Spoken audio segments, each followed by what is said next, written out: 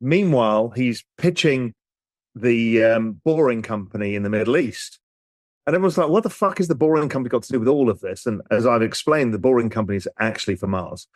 It's how you get to build on Mars is underground because of the atmospheric conditions are tough.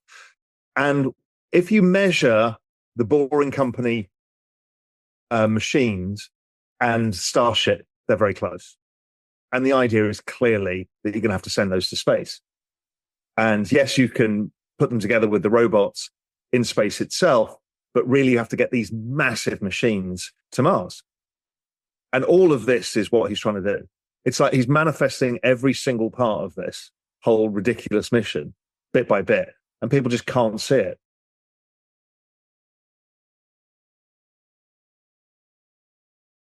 Hi everyone, welcome to Smart Invest. Raoul Pal breaks down a huge setup that could happen on Ethereum's chart. Gold bulls are familiar with this setup. A 5-point fractal structure has been seen by technical analysts that looks a lot like the pattern gold followed from 2019 to 2024. A major low, a rounded base, and a breakout that sent gold above $2,100 and eventually toward $3,400. It looks like Ethereum is now following the same plan. ETH is getting close to major resistance near $3,500 after rising from a low point of $1,600. It's not just charts that are exciting. The way Ethereum is acting now is a lot like how it behaved during its explosive 2016 to 2017 cycle, which saw gains of over 1,000%. The market is much more developed now, though. The basics are stronger, institutional infrastructure is in place, and Ethereum's roadmap is now more clear. The technical and sentiment are now in sync as Solana's story fades and capital flows back into ETH. There's no longer a big chance that the price will break out to the $5,000 to $6,000 range. For many experienced traders, this is now the most likely outcome. It's the game of sovereign nations because it has to be. But it's the future of everything. You know, if we saw one preemptive version of this with nuclear technology, you know, in fact stopped large conflicts because you end up scaling this technology and it becomes a way of balancing power. And this is the new power, right? Intelligence is the new power, is the new nuclear weapon. And you're going to see, I mean, what the Middle East is doing is building their own Arabic language versions and everything else. And we're going to see this regionalization of this, as you say. But at the middle of it is a bunch of technologies that is just not going to go away. And again, it's hard to keep your eye on all of the balls at the same time. You know, so like people are like, AR, VR has dropped off people's minds right now, but it won't do because all of this brings yet more compute power and ability within that sector. Robotics is all over my X screen now as more and more of these robots get better and better and better. We're going to see, obviously, the robo-taxi launch, I think, in Austin, Texas next month. That's going to be, okay, we've got Waymo, but now we're going to start to see the Tesla rollout. And then soon after that, we're going to start to see a much larger rollout of the robots, which, again, nobody's prepared for. They think it's quite amusing. They don't realize they're going to be ubiquitous very fast. Yeah. And it really will be, if this grand bargain plays out the way we've been talking about, it really will be a sort of deep testament to the truth of kind of trade interdependency being a stabilizing force for kind of peace. You know, we're so dependent.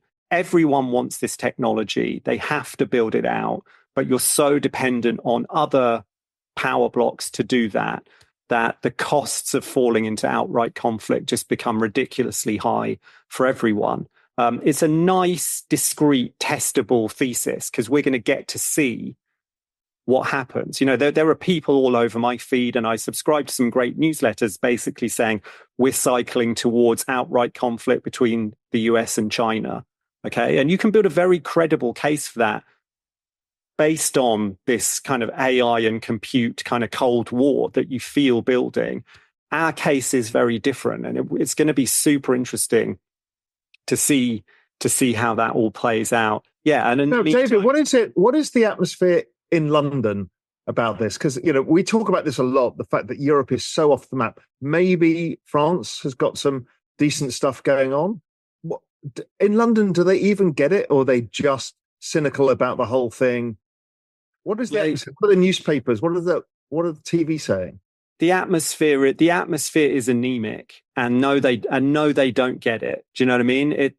This is why, I read what Saudi are doing, and it's like, there's a country that really, really gets, like, whatever you think about the regime and the politics and all the rest of it, there is no question that there is a deep understanding of the kind of geopolitical and technological strategic importance of this. The Labour government here came in and cancelled a project to build an AI supercomputer in this country. Like, there are some noises around it, and there's a little bit of investment, but we are just so far off the map here. Really, it's depressing, and if we can't really sort that out quickly, our global relevance wanes even further. Well, because you become a slave to the superpowers who have it. Yeah. It was the same with military, that Europe didn't have a military really. And then so you become a slave to the US and NATO. And here they're going to become a slave to this. So I don't understand it, but it's fascinating to watch. The other thing that I've been watching is Elon, now he's not so involved in the government, has been spending a lot of time talking about the Kardashev scale. And, obviously he runs solar businesses, but, his fundamental belief is all we need is solar. And there's a lot of debate going on about, how fast China is accelerating solar. And it's adding something like the entire world's nuclear plans for the next 10 years per year.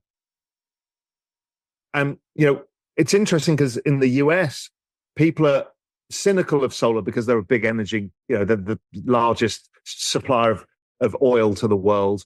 But what I'm seeing out of China is this unbelievable acceleration in solar.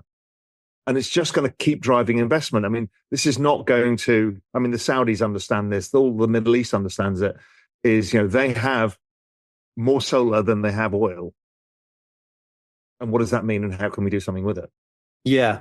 The story of solar across the last 10, 15 years is just incredible, particularly in China. The exponential growth in solar is just like one of the most stunning exponentials human beings have ever enacted.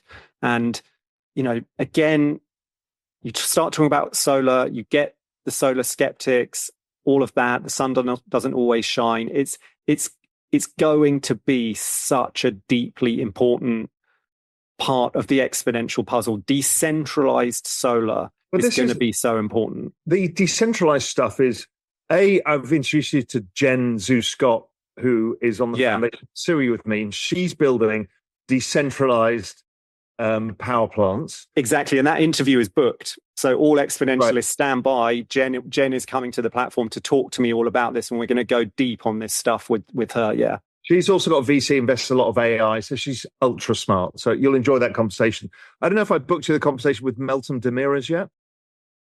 We need to organize that. So Meltem, it was a famous person in crypto, and she saw the opportunity of what this is going to lead to in terms of the need for energy. And she's built a VC about alternative energies, nuclear, distributed energy grids, all of that stuff. She's another ultra smart lady in that space. And a deeper trend is going on beneath Ethereum's price action. This trend is institutional staking. Raoul Pal talks about the rise of huge Ethereum staking platforms that were made just for institutions and provide safe, controlled access to yield on ETH holdings.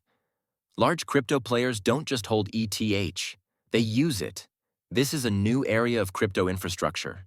Big things happen because of it. Long-term capital, like that from pension funds and family offices, can now use tools to earn yield while also taking part in Ethereum's growth.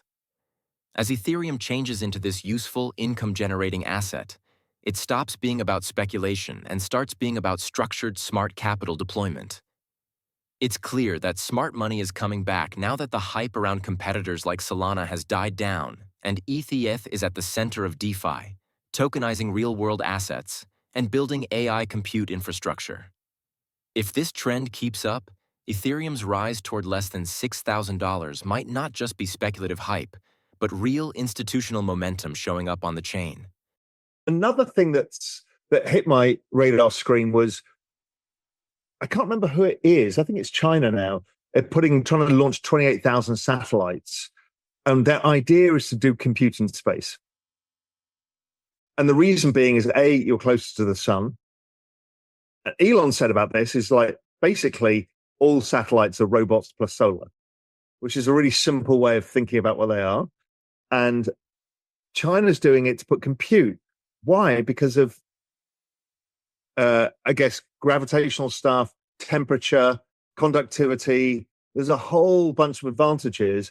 And you kind of think that that is another part of this story that is yet to play out, which is how space is going to be not, it doesn't have to be on Earth that you generate the solar for the compute, because we have the ability to send the compute like Starlink down to Earth efficiently. Exactly. So, and again, taps back to this idea. So can you capture and convert energy into intelligence at a planetary scale? But then can you do it like at a solar system scale? Can you do it at a like local galactic scale? So we're just so early. I mean, I know that sounds grandiose. We go there in the exponentialist. Don't tell everyone else on Real Vision that we're slightly nuts.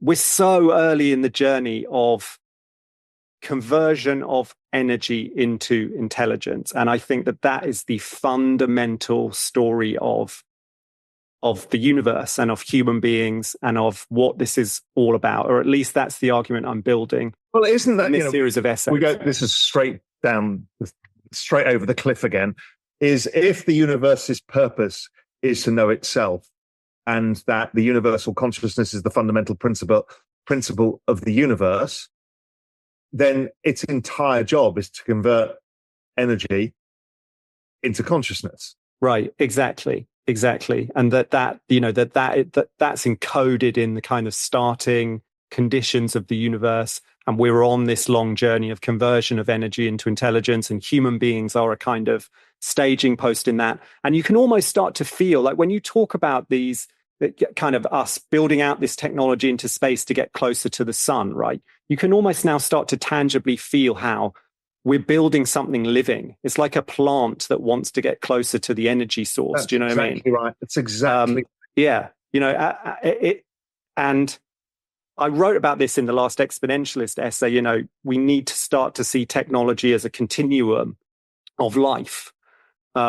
And it's like a plant now reaching towards the sun. I think that's the next big sort of civilizational shift, is to do this at a solar system level.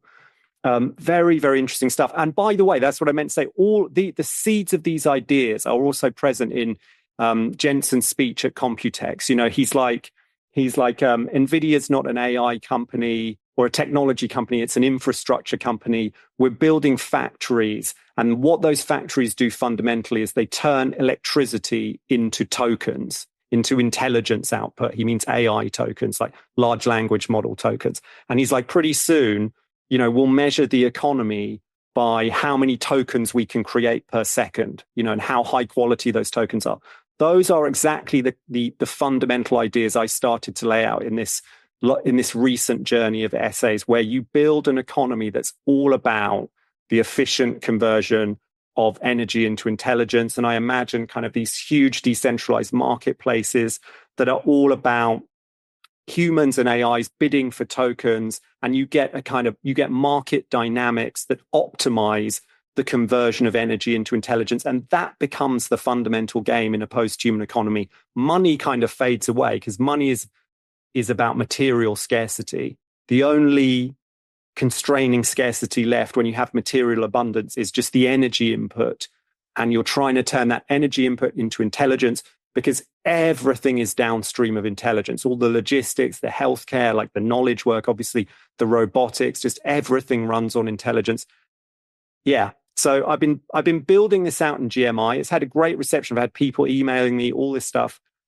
I will bring it to the exponentialists now, in stages, not all of it, because that's not fair to GMI, and, a little later.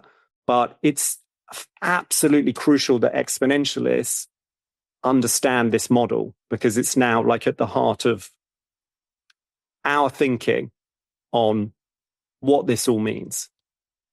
Another thing that was amusing, because this is in line of what we've all talked about, was Satya Nadella saying about Elon, because clearly Microsoft is now going to feature the Grok 3.5 model and stuff like this.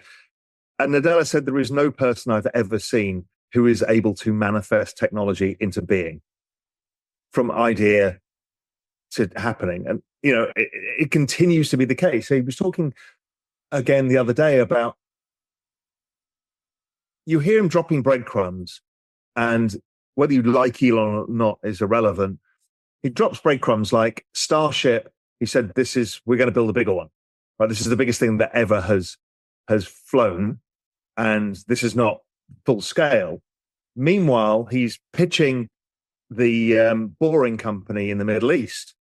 And everyone's like, what the fuck is the Boring Company got to do with all of this? And as I've explained, the Boring Company is actually for Mars. It's how you get to build on Mars is underground, because of the atmospheric conditions are tough. And if you measure the Boring Company machines and Starship, they're very close. And the idea is clearly that you're going to have to send those to space. And yes, you can put them together with the robots in space itself, but really you have to get these massive machines to Mars. And all of this is what he's trying to do. It's like he's manifesting every single part of this whole ridiculous mission bit by bit, and people just can't see it. Bitcoin also got a political shock that could change how quickly it becomes popular. Bitcoin has gone up almost 60% since Donald Trump won the election in November, breaking through $111,000 more than once. But the rally isn't just based on guesswork. It's about policy. Trump has a strong pro-crypto agenda and has appointed officials who are friendly to the industry. For example, the head of the SEC used to be the leader of a crypto consulting firm. The most important story? The idea of making a U.S. strategic Bitcoin reserve. This could mean that the government will directly hold Bitcoin, which would be a first in the history of Western economies. In another big change, the Trump administration overturned restrictive rules from Biden's Labor Department that had told 401k plans not to allow crypto. That one change could free up billions or even trillions of dollars from the over $8.9 trillion in retirement assets in the U.S. BlackRock has even said that a 1 to 2% Bitcoin allocation in traditional portfolios is a good idea. As institutions become more positive and government barriers fall, Bitcoin's role as digital gold is no longer just a story. It's now the law. People may remember Trump's presidency as the moment when Bitcoin went from being on the edges of finance to being at the center of it.